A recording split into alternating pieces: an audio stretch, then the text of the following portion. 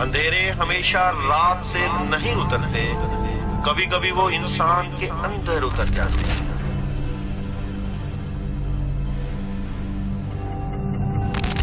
सोचने की आवाज बदल जाती है, आंखों में अजनबी सा खौफ उतर आता है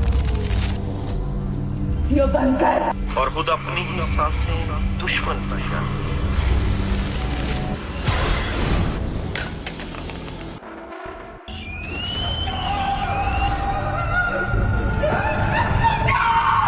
उनके दुख को दवा नहीं, रहाई चाहिए।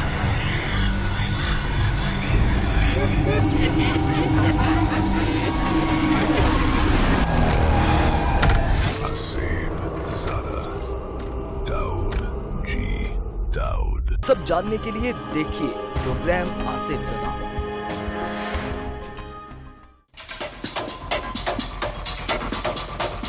देखिए प्रोग्राम आसिफ ज़दा 11:05 पर सिर्फ 7 न्यूज पर। 7 न्यूज, सच के साथ।